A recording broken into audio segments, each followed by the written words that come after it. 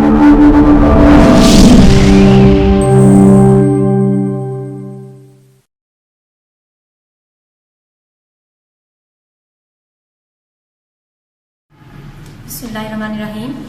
Start करेंगे आज हम 8th क्लास का चैप्टर नंबर 1 है हमारा human organ system, lecture number 5। Previous lecture में हमने इससे पहले एक्सक्रीटरी सिस्टम की बात की थी, ठीक है। एक्सक्रीटरी सिस्टम के अंदर हमने किडनीज की बात की, यूरेटर, यूरिनरी ब्लैडर और यूरेट्रा, और उन सबके यूरिथ्रा लास्ट का पार्ट था। उन सब के हमने फंक्शंस भी देखे और लोकेशन देखी, हमने डायग्राम बनाई थी, हमने नेफ्रॉन की बात की कि किडनी का बेसिक स्ट्रक्चर है, ठीक है। नेक्स्ट जो हमारा टॉपिक आ जाता है उसके बाद, आज का जो हमारा टॉपिक है वो है फंक्शन ऑफ किडनीज। किडनी काम कैसे करते हैं, ये किस तरह से यूरिन फॉर्मेशन होती है किडनी के अंदर और वेस्ट मटेरियल रिमूव करते हैं बॉडी से, ये आज का हमारा टॉपिक है, ठीक है। सबसे पहले हमने बात की थी नाइट्रोजनस वेस्ट की। हमने ये कहा था जब भी कोई फूड इनटेक करते हैं उसकी ब्रेक डाउन होती है डाइजेशन के प्रोसेस से, ठीक है, तो उनको कॉम्प्लेक्स फॉर्म से सिंपल फॉर्म में उस फूड को चेंज कर दिया जाता है, और उस नतीजे में हमने ये कहा था कि एनर्जी भी प्रोड्यूस होती है और साथ साथ कुछ वेस्ट मटेरियल भी बनता है, जिसको हमने ये कहा था नाइट्रोजनस वेस्ट मटेरियल, और उसके साथ कुछ सार्स भी बनते हैं, ठीक है। तो अब इस नाइट्रोजनस वेस्ट मटेरियल को ही बेसिकली किडनीज ने बॉडी से रिमूव करना है। तब यहाँ पे हम यही बात करेंगे कि फंक्शन क्या है किडनीज का, कि ये जो नाइट्रोजनस वेस्ट मटेरियल है ये पहले होता था ग्लोमेरुलस से। ग्लोमेरुलस क्या है, हमने नेफ्रॉन का स्ट्रक्चर बहुत डिटेल से पढ़ा था, उसमें हमने ये कहा था कि थफ्ट ऑफ कैपिलरीज जो है, जो कैपिलरीज का गुच्छा है जिसके बाहर वोमेन कैप्सूल एक कप शेप स्ट्रक्चर था, ठीक है, उसने इसको कवर किया हुआ था। ये ग्लोमेरुलस है, कैपिलरीज का एक गुच्छा है, जाल है। जो भी ब्लड के अंदर नाइट्रोजनस वेस्ट मटेरियल है वो ब्लड जैसे ही पास करेगा इस ग्लोमेरुलस से, वहां पे प्रेशर बहुत ज्यादा होता है ब्लड का, इसके अंदर ग्लोमेरुलस के अंदर, वहां पे फिल्ट्रेशन का प्रोसेस होगा, ठीक है। फिल्ट्रेशन से क्या होगा, एक हमारे पास आ जाता है क्लीन ब्लड आ जाएगा। फिल्ट्रेशन जब हो जाती है, क्लीन ब्लड जो आ जाता है, साफ हो जाता है, इसके अंदर से सारा का सारा वेस्ट मटेरियल रिमूव हो चुका है। इस क्लीन ब्लड को आर्टरियोल्स के अंदर कलेक्ट किया जाता है। आर्टरियोल्स क्या है, कैपिलरीज के मिलने से जो बड़ी नालियां बनती हैं वो आर्टरियोल्स कहलाती हैं, ठीक है। इनके अंदर सारा साफ खून कलेक्ट किया जाता है। ये ज्यादा सारी आर्टरियोल्स मिलकर एक बड़ी आर्टरी बना देती हैं। क्योंकि ये किडनी के अंदर से अराइज हो रही है इसलिए हम इसको रेनल आर्टरी का नाम देंगे, ठीक हो गया। कैपिलरीज ने मिलकर आर्टरियोल्स बनाई, आर्टरियोल्स ने मिलकर आर्टरी बना दी। इस रेनल आर्टरी के अंदर ये सारे का सारा साफ खून क्लीन ब्लड आ जाएगा, उसको वापस सर्कुलेटरी सिस्टम में भेज दिया जाता है। यानी हमने यहाँ से बात की थी सर्कुलेटरी सिस्टम से जो भी वेस्ट मटेरियल था ब्लड के अंदर वो उस ब्लड के साथ आ रहा था, यहाँ से किडनी के अंदर से वो पास हुआ, फिल्ट्रेशन हुई, क्लीन हो गया ब्लड, और उसको दोबारा से सर्कुलेटरी सिस्टम में वापस भेज दिया जाता है। अच्छा, यहाँ पे जब फिल्ट्रेशन हुई थी तो क्लीन ब्लड तो आ गया, साथ वेस्ट मटेरियल भी था हमारे पास। अब वो जो था, वो जो फिल्ट्रेट था हमारे पास, वो आ गया वोमेन कैप्सूल के अंदर। वोमेन कैप्सूल क्या है, जो जिसने इस ग्लोमेरुलस को कवर किया हुआ है वो वोमेन कैप्सूल कहलाता है, जो एक कप शेप स्ट्रक्चर था, ठीक है। उसके अंदर क्या आ गया, अब ये वोमेन कैप्सूल के अंदर वो फिल्ट्रेट आ गया। वो फिल्ट्रेट कहाँ पे जाएगा, रीनल ट्यूब्यूल्स के अंदर। रीनल ट्यूब्यूल्स क्या है, हमने स्ट्रक्चर बनाया था नेफ्रॉन का, उसके अंदर हमने ये कहा था कि जिसका ट्यूबुलर पार्ट है सारे का सारा नेफ्रॉन का, वो रीनल ट्यूब्यूल्स कहलाता है। उसके आगे मजीद हमने पार्ट्स भी पढ़े थे, यहाँ पे मैंने नेम इनके मेंशन कर दिए पार्ट्स के, कौन कौन से पार्ट्स है। सबसे पहला हमारे पास था प्रॉक्सिमल ट्यूब्यूल्स, उसके बाद यू शेप एक स्ट्रक्चर था जिसको हमने लूप ऑफ हेनले का नाम दिया था। उसके बाद लास्ट में जो ट्यूबुलर पार्ट था उसको हमने डिस्टल ट्यूब्यूल्स का नाम दे दिया था। तो ये जो फिल्ट्रेट है ये रीनल ट्यूब्यूल्स से, यानी इन सारे पार्ट से गुजरता हुआ जाएगा। लास्ट में जो स्ट्रक्चर था वो था कलेक्टिंग डक्ट। जैसे ही यहाँ से इन सारे पार्ट से गुजरेगा तो इस फिल्ट्रेट के अंदर अभी भी कुछ चीजें ऐसी हैं जो हमारी बॉडी के लिए एसेंशियल हैं, जरूरी हैं, इसलिए उनको दोबारा से रीअब्सॉर्ब कर लिया जाता है, ठीक है। 99% तकरीबन इस फिल्ट्रेट के अंदर जो भी सब्सटेंसेस मौजूद हैं उनको दोबारा से रीअब्सॉर्ब करके उनको ब्लड के जरिए से दोबारा से सर्कुलेटरी सिस्टम के अंदर वापस भेज दिया जाता है। क्यों, क्योंकि यहाँ पे ये बहुत इंपॉर्टेंट थी, कुछ चीजें इसके अंदर ऐसी थी जो कि हमारी बॉडी के लिए बहुत इसेंशियल थी। इसलिए जैसे जैसे इन सारे पार्ट से गुजरता गया फिल्ट्रेट, दोबारा से उसके अंदर से जो जो जरूरी चीजें थी उसके अंदर से निकाल ली गई, रीअब्सॉर्ब करके दोबारा से ब्लड के अंदर वापस भेज दी गई। अब लास्ट आ जाती है कलेक्टिंग डक्ट। लास्ट बिल्कुल स्ट्रक्चर है कलेक्टिंग डक्ट। इसके अंदर जितना भी मवाद होगा वो यूरिन कहलाएगा, यानी ये सारे का सारा वेस्ट मटेरियल है। इसके अंदर अब ऐसी कोई चीज नहीं है जो हमारी बॉडी को दोबारा से चाहिए। तो इस यूरिन को कलेक्टिंग डक्ट के जरिए से वो रेनल पेल्विस के अंदर कलेक्ट कर ली जाती है। रेनल पेल्विस क्या था, हमने किडनी के स्ट्रक्चर की बात की थी, जिसमें हमने ये कहा था 3 पार्ट्स में हम इसको डिवाइड करते हैं। सबसे आउटर मोस्ट पार्ट था रेनल कॉर्टेक्स, मिडल पार्ट था रेनल मेडुला, और जो सबसे इनर पार्ट था वो था रेनल पेल्विस। यहाँ पे सारा यूरिन कलेक्ट कर लिया जाता है। देन रेनल पेल्विस से फिर यूरेटर, यूरेटर से यूरिनरी ब्लैडर, और यूरिनरी ब्लैडर से फिर से लास्ट पार्ट जो आता है यूरेथ्रा। उसके जरिए से बॉडी से ये सारे का सारा जो वेस्ट मटेरियल है वो बॉडी से रिलीज कर दिया जाता है। तो इस तरह से ये हमारे पास स्टेप्स है कि यहाँ से स्टार्ट करते हैं नाइट्रोजनस वेस्ट है, और ये सारा वो पाथवे है जहाँ से ये गुजरता हुआ जाएगा वेस्ट मटेरियल, इस तरह से हमारी बॉडी से ये रिलीज हो जाता है। अब यहाँ पे सारे साइड बॉक्स बना है जिसमें कंपोजिशन बताई गई है कि ह्यूमन के यूरिन के अंदर कौन कौन सी चीजें मौजूद होती हैं और कितनी मिकदार में मौजूद होती हैं। कंपोजिशन ऑफ ह्यूमन यूरिन, ठीक है। तो यहाँ पे सबसे पहले अगर वाटर की बात करें तो सबसे ज्यादा अमाउंट इसके अंदर वाटर की है, 96 ग्राम वाटर इसके अंदर मौजूद होता है। यूरिया जो कि एक वेस्ट मटेरियल है जो फूड की ब्रेकडाउन के दौरान बना था, ठीक है, वो यहाँ पे 2 ग्राम मौजूद है इसके अंदर।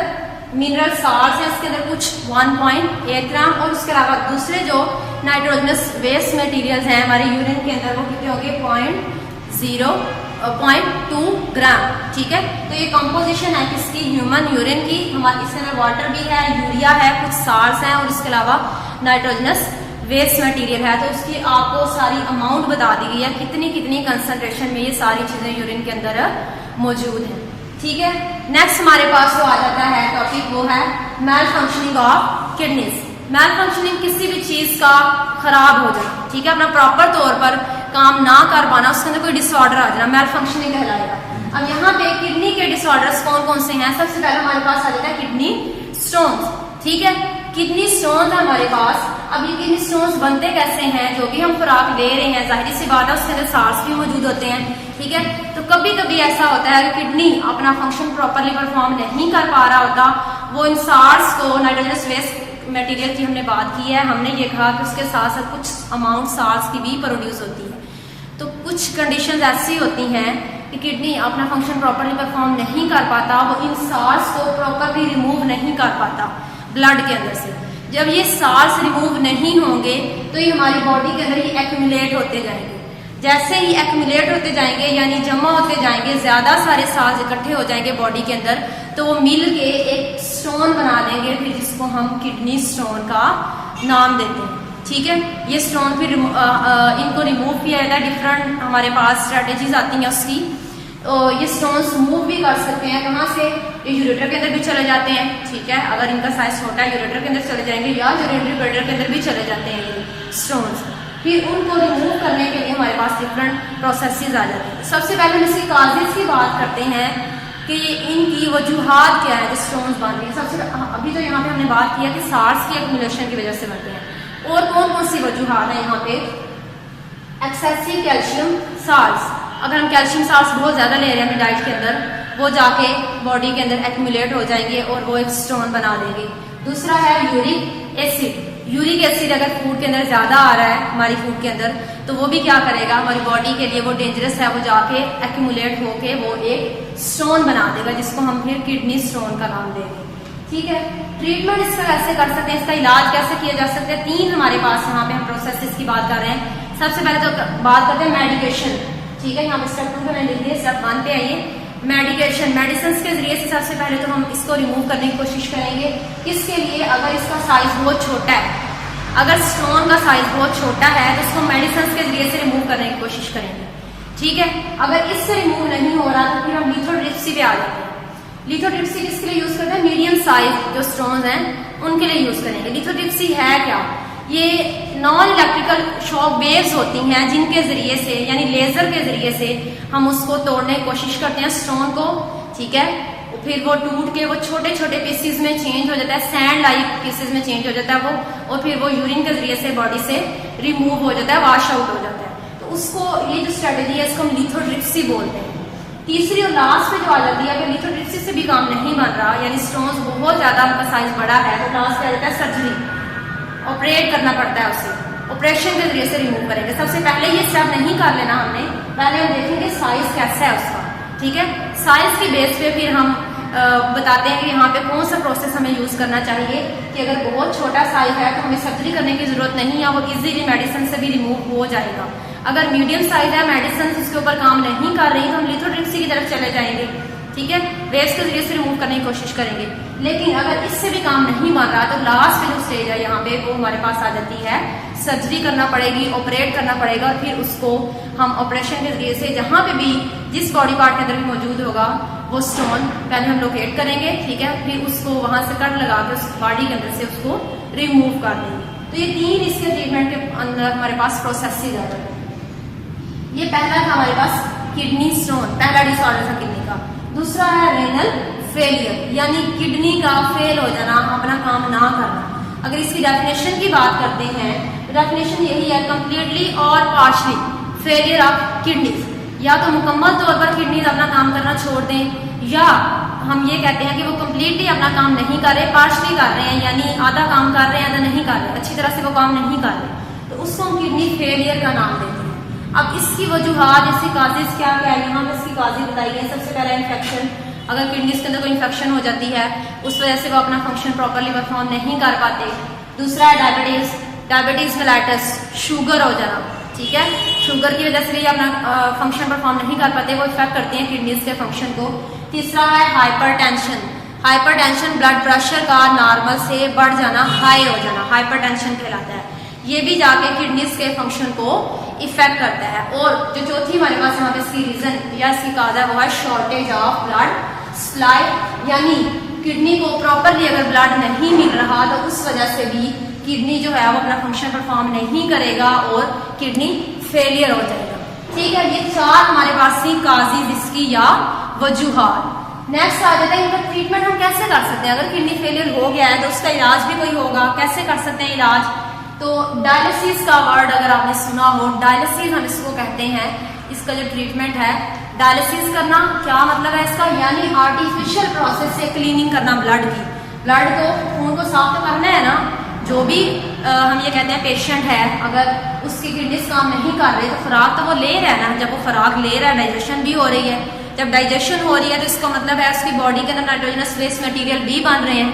जब नाइट्रोजनस वेस्ट मटेरियल बन रहे हैं तो उनको ब्लड से रिमूव करना भी जरूरी है। तो वो कैसे रिमूव करेंगे जबकि उसकी किडनी तो काम नहीं कर रहे, तो उसको हम डायलिसिस के जरिए से वो सारे के सारे नाइट्रोजनस वेस्ट मटेरियल को रिमूव करेंगे। तो अगर इसकी डेफिनेशन देखते हैं तो डेफिनेशन इसकी यही है, आर्टिफिशियल क्लीनिंग ऑफ ब्लड, यानी किडनी जो काम कर रहा था वो नहीं हो रहा, अब वो काम हम एक मशीन के जरिए से, एक इंस्ट्रूमेंट के जरिए से करवाएंगे। उस इंस्ट्रूमेंट को डायलाइजर कहते हैं। डायलाइजर एक इंस्ट्रूमेंट है, ठीक है। यहाँ पे डायलिसिस फ्लूइड उसके अंदर डाला जाता है, उसके अंदर कुछ ट्यूब्स होती हैं। हम क्या करते हैं, हम जो ब्लड है जिसको हमने क्लीन करना है, यानी जो डीऑक्सीनेटेड ब्लड है वो हम पेशेंट की बॉडी से लेंगे, हम उस डायलाइजर से गुजारते हैं, ठीक है। डायलाइजर से गुजारेंगे, उसके अंदर डायलिसिस फ्लूइड है, सारे का सारा जो वेस्ट मटेरियल है वो उस डायलिसिस फ्लूइड के अंदर चला जाता है, इसके अंदर एब्जॉर्ब हो जाता है। जो क्लीन ब्लड है वो दोबारा से वापस उसी पेशेंट की बॉडी में लगा दिया जाता है। तो इस तरह से डायलिसिस हम करते हैं इस इंस्ट्रूमेंट को यूज करते हुए, जो कि डायलाइजर कहलाता है।